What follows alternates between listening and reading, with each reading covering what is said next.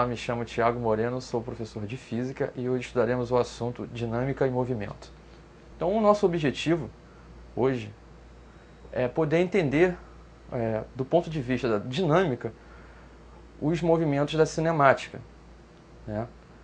Ou seja, entender as equações da cinemática a partir das leis de Newton, associar força ao movimento, aplicar as equações de movimento uniforme, mu, e do movimento uniformemente variado, move, entender o que é lançamento vertical, horizontal e queda livre.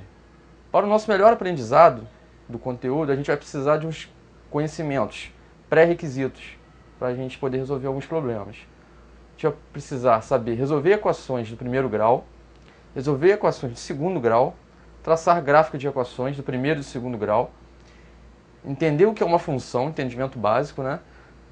Definição de velocidade, definição de aceleração. Então, com base nas leis de Newton, a gente vai começar a aula de hoje. A primeira lei de Newton nos diz que um corpo permanece em inércia na ausência de forças, ou seja, a força resultante é nula. Aí está FR igual a zero. O que isso quer dizer? Que um sistema cuja resultante é nula, um sistema de forças, não existe a velocidade é constante. A gente vai ver isso agora. O que é inércia? Inércia é uma propriedade da massa, né? Corpos em inércia ficam em repouso ou com velocidade constante, em linha reta. Né? Essa é uma propriedade muito importante do que a gente vai estudar hoje. Então está aí nossa primeira parte do nosso mapinha. Tem inércia, né? Dinâmica, a primeira lei de Newton, né? Já pulando para o conceito inércia. Um corpo em inércia pode estar em repouso, ou seja, a velocidade é zero, ou pode estar em com velocidade constante. Né? E nos dois casos a força resultante é nula. Agora, com base nisso, a gente vai estudar no movimento uniforme. O que é o movimento uniforme? O movimento é realizado com velocidade constante e diferente de zero. Né? Corpos em inércia realizam o movimento retilíneo uniforme. Ou seja, nosso movimento uniforme é o movimento que está em inércia. Vamos aplicar esse pouquinho que a gente aprendeu até agora. Uma bola desloca-se em trajetória retilínea com velocidade constante, sobre um plano horizontal transparente. Com o sol a pino, a sombra da bola é projetada verticalmente sobre um plano inclinado, como mostra a figura a seguir. Nessas condições, a sombra da bola desloca-se sobre o plano inclinado em: letra A, movimento retilíneo uniforme com velocidade de módulo igual ao da velocidade da bola. Letra B, movimento retilíneo uniforme com velocidade de módulo menor que a velocidade da bola. Letra C, movimento retilíneo uniforme com velocidade de módulo maior que o da velocidade da bola. Letra D, movimento retilíneo uniforme variado com velocidade de módulo crescente. Letra E, movimento retilíneo uniformemente variado com velocidade de módulo decrescente. Então, para a gente analisar esse problema, a gente vai ter que ver como é que a bola está se deslocando. Né? Está deslocando no plano inclinado e a sombra dela, a projeção da bola, está se deslocando também com a mesma propriedade, ou seja, está se deslocando com movimento retilíneo uniforme, assim como a bola. Então a sombra da bola se desloca como a bola em movimento retilíneo uniforme. Então a letra A, a primeira frase está certa. Só que aí vem, com velocidade de módulo igual da velocidade da bola. Não é. Por quê? Porque a sombra da bola percorre uma distância maior, ou seja, a distância do plano inclinado, e atinge o ponto em cima do plano no mesmo instante em que a própria bola. Então ela percorre uma distância maior no mesmo intervalo de tempo. Sendo assim, a velocidade da bola não pode ser igual do módulo da velocidade da sombra. Letra B. Movimento retilíneo uniforme com velocidade do módulo menor que da velocidade da bola.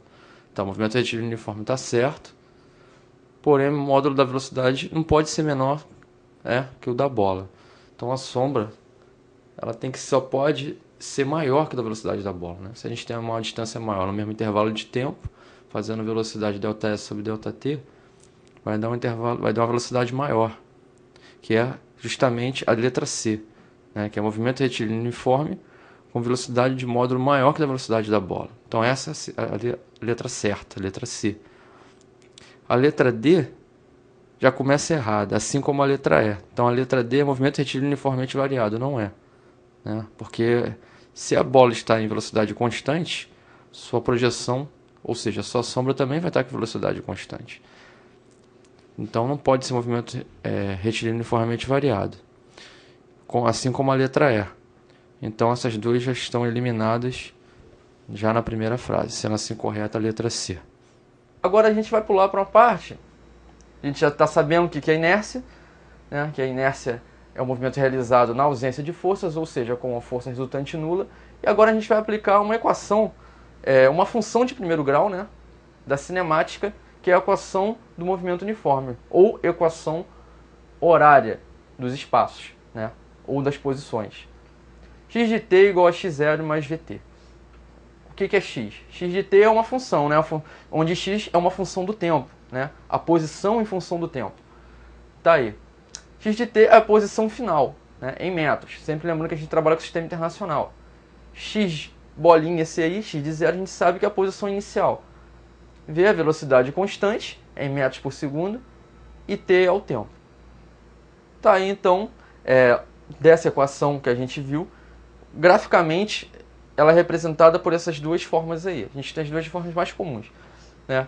Então a gente vê que no gráfico à esquerda, a reta ela se comporta de forma com a inclinação, a gente diz que a inclinação dela é positiva, né? Ela vai de x0 a x, correto? Ou seja, é uma velocidade maior que zero, né? A gente tem aqui o coeficiente angular dessa reta, como a gente aprende lá em função, é positivo, então a velocidade é positiva. No da esquerda, ela vai, né, de x0, onde x0 é maior do que x, né? No caso aí, reparem que não está na ordem, x0, ele começa x0 e chega a x final, então a velocidade é negativa, né?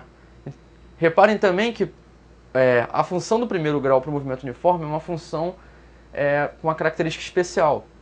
A gente só trabalha com o lado direito do eixo do tempo, né? A gente só trabalha com o lado à direita, porque não existe tempo negativo, né? A gente trabalha da origem para a direita, né? No caso, para a minha direita, para a esquerda de vocês.